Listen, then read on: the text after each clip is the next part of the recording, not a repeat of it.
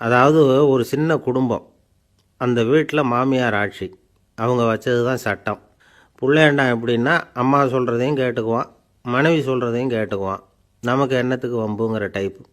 மருமகள் பேரில் குறை கண்டுபிடிக்கிறதுலையே அந்த மாமியாருக்கு ஒரு சுவாரஸ்யம்.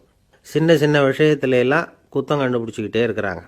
பொதுவாக எல்லாரும் எப்படின்னா ஏதாவது ஒரு காரணத்துக்காக சண்டை போட்டுக்கிட்டு இருப்பாங்க. அந்த அம்மா எப்படின்னா ஏதாவது ஒரு சண்டையை போடுறதுக்காக காரணத்தை தேடிக்கிட்டு இருப்பாங்க. அப்படி ஒரு மனசு.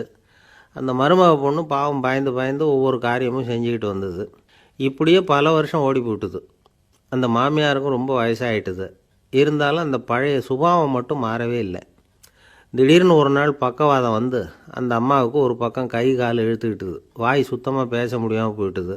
இப்படிப்பட்ட நிலைமையில் கூட அந்த பொண்ணு தண்ணியோ பாலோ இவங்க எதிரில் கொண்டாந்து வச்சா அதை வேணும்னே தட்டி விட்டுட்டு வம்பு வளர்க்குறது.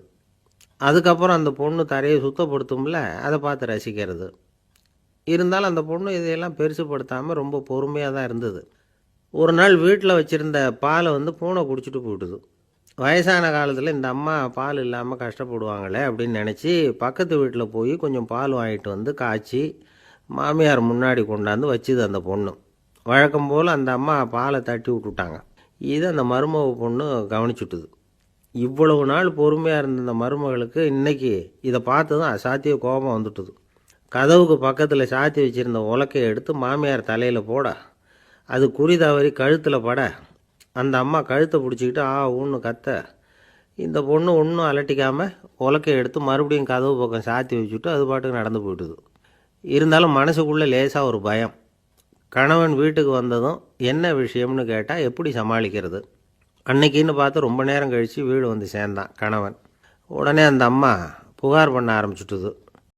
கதவுக்கு பக்கத்தில் இருந்த உலக்க பக்கமாக கையை நீட்டி அப்படியே அந்த கையை தன் கழுத்துக்கு பின்பக்கமாக சுற்றி காட்டி நாக்கை வெளியில் நீட்டி நடந்த விஷயத்தை புரிய வைக்கிறதுக்கு முயற்சி பண்ணுது. இவனுக்கு ஒன்றும் புரியல. என்ன சொல்கிறாங்க அம்மா அப்படின்னு மனைவிகிட்ட கேட்குறான்.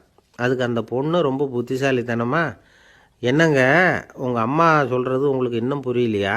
அவங்க உங்களை பார்த்து என்ன சொல்கிறாங்கன்னா, ஏண்டா உலக்க மாதிரி நிற்கிற, சாக போகிற எனக்கு சங்கிலி எதுக்கு, என் கழுத்தில் கிடக்கிற இந்த சங்கிலியை கழட்டி என் மருமக கழுத்தில் போடுறா அப்படின்னு சொல்கிறாங்க அப்படின்னு தான். ஓ அப்படியா விஷயம்னு சொல்லி அம்மா கழுத்தில் இருந்த சங்கிலியை எடுத்து மனைவி கழுத்தில் போட்டுட்டு, அம்மா உன் விருப்பப்படியே போட்டாச்சு, இனிமேலாவது நிம்மதியாக படுத்து தூங்கு அப்படின்னு சொல்லிவிட்டு உள்ளே போயிட்டான். பார்த்தீங்களா கதையை?